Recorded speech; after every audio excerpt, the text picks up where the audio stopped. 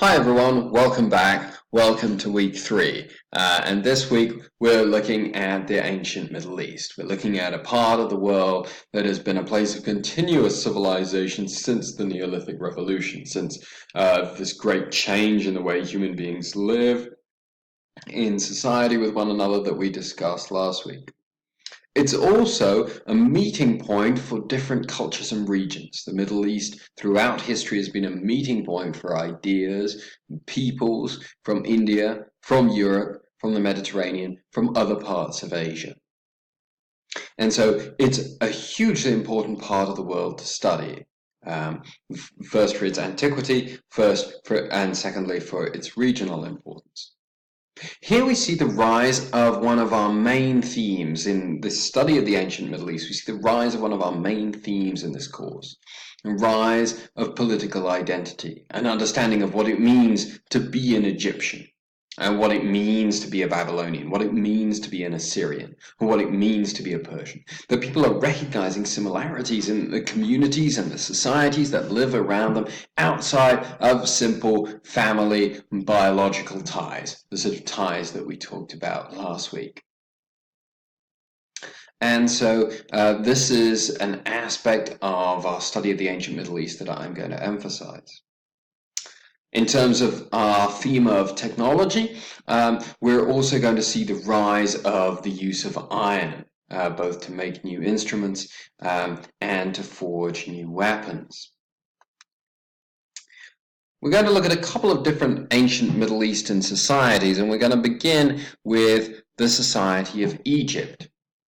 Yes, society's rise is supported by the consistent flooding as opposed to the erratic and destructive flooding of Mesopotamia, the consistent flooding in Egypt of the Nile, which deposits rich silt over the farmlands of Egypt and provides the basis for a consistent sedentary agricultural lifestyle. And eventually we find that the Egyptians will work together to unite both the upper, which is the part of Egypt that's nearest the Mediterranean, and the lower part of Egypt, which is the part nearer Ethiopia, into a single kingdom known as the Old Kingdom. This Old Kingdom is the first political entity that we find in Egyptian society. And the Old Kingdom has come down to us through the hieroglyphic system of writing devised by the Egyptians, and also by their construction of the pyramids, monument to the power and the influence of the rulers who constructed this first united Egyptian kingdom. The Old Kingdom is replaced by what historians know as the Middle Kingdom around the year 2000. The Middle Kingdom extends the influence of this Egyptian society beyond the borders of Egypt into Central Africa, the Indian Ocean, and the Mediterranean. And so products produced by the Egyptians, the military power of the Egyptians, all this is starting to be projected beyond the boundaries of Egypt and into other regions nearby. And again, here we see the role of the Middle East, or the way in which the ancient Middle East is a meeting point for different cultures and regions. The Middle Kingdom is destroyed by the incursions of a tribe called the Hyksos, from Palestine, from modern-day Palestine, from the Middle East. And the Hyksos come to Egypt, they invade, they take over, they come to rule Egypt. They bring with them a couple of important inventions: the chariot, more advanced bow weapons, and the practice of crop rotation, which means that the Egyptians will still use the flooding and the enrichment and the fertility that comes from the flooding of the Nile, but that they will be less dependent on it than they have been in centuries past. The Hyksos rule Egypt for about 200 years and then are driven out by a revival of among the Egyptians. And these Egyptians drive out the Hyksos and they establish what's known as the New Kingdom. So we've had the Old Kingdom, the Middle Kingdom, and the New Kingdom. The driving out of the Hyksos epitomizes this idea of political identity. There's recognition that there are identities that extend beyond families. There's an identity of what it means to be Egyptian. Even though the Hyksos and the Egyptians have lived together now for about 200 years, there's still an understanding that there's something different about the Egyptians, that this is their kingdom that they want to take back. And that's what we see displayed here. The new kingdom reestablishes Egypt's trade and influence outside of Egypt. They establish a culture of wealth and of leisure that you'll see in more detail in the PowerPoint. And this kingdom will last for about another 300 years until its decline around 1200. And decline, and so basically brought about by religious confusion and competition, and also by the emergence of pirates in the Mediterranean who are marauding the northern coast of Egypt. And so you've had a group of priests that have become very powerful. They're increasingly controlling large amounts of the finances of Egypt. They have tax-exempt status, and this means that the Egyptian economy is not proving effective. It means that there's these competing hierarchies of church and state. This is another theme that we're going to consistently look at in this course. What public role does religion play in these societies? And you have these outside invaders and threats as well.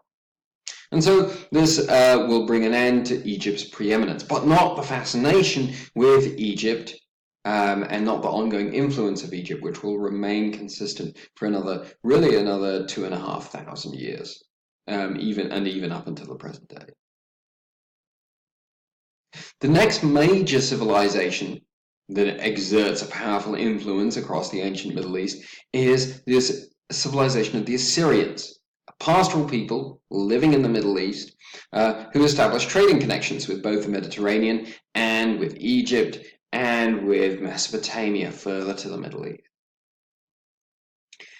The Assyrians are going to use chariots and they're going to use iron weapons to establish an empire that they maintain by, in part at least, by deporting the healthiest and the most dangerous parts of the population, so typically the male parts of the populations that they conquered. Again, there's a recognition of political identity here. The Assyrians are trying to destroy the political identity of those who they conquer by removing them from their lands. We're going to remove you from your land. You're not going to have this attachment to a particular place, which comes from the Neolithic Revolution. So this shows us the connection between the Neolithic Revolution and this emerging political identity. As people start to settle down, to live in one place consistently, we find that they start to identify themselves, the community beyond their own biological family that lives in this place. And this is a threat to conquerors like the Assyrians who want to make a large empire. And so they will try and destroy this identity by removing people from the lands where they have settled.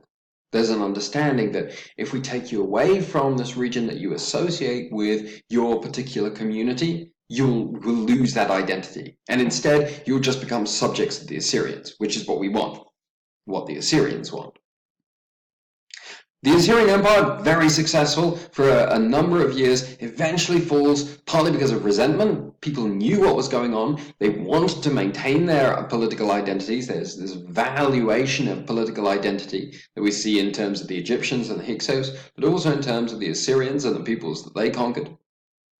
And because the borders of the empire, as you'll see when you look at the maps of the Assyrian Empire in the PowerPoint, there are very few natural borders to the Assyrian Empire.